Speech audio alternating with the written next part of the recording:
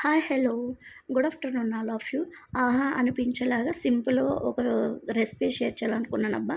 So, అదేంటో రండి నేను మీకు ప్రాసెస్ చూపిచ్చేస్తాను.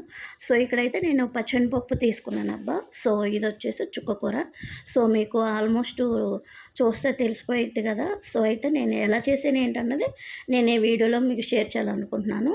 సో, ఇక్కడైతే నేను పాన్ తీసుకున్నాను.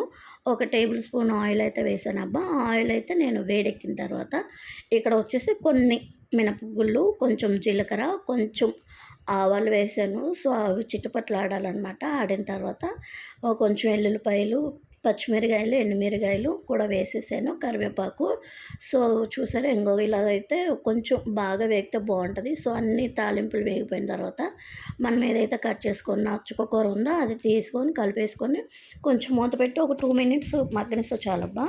సో, తర్వాత కొంచెం అయితే నేను పసుపు, కొంచెం సాల్ట్ ఏసాను. సో, ఇది ఆల్రెడీ పచ్చెనపప్పు నేను ఉడకపెట్టుకొని పక్కన పెట్టుకున్నాను. ఏమీ లేదబ్బా! పచ్చెనపప్పు ఉడకబెట్టేసుకుంటే చాలా సింపుల్‌గా అయిపోతది కర్రీ వచ్చేసి. సో, నేనిక్కడైతే పచ్చెనపప్పు ఏసి, కారం ఏసేసి నేనిక్కడ మగ్గనిస్తున్నాను. ఇదిగోండి చూసారా?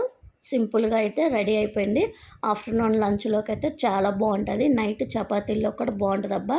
సో, మీరు కూడా డెఫినెట్‌గా తయారు చేయండి. సో, వండుకొని ఎలా ఉందని కామెంట్ చేయండి. సబ్స్క్రైబ్ చేయడం మర్చిపోకండి గైస్ ప్లీజ్.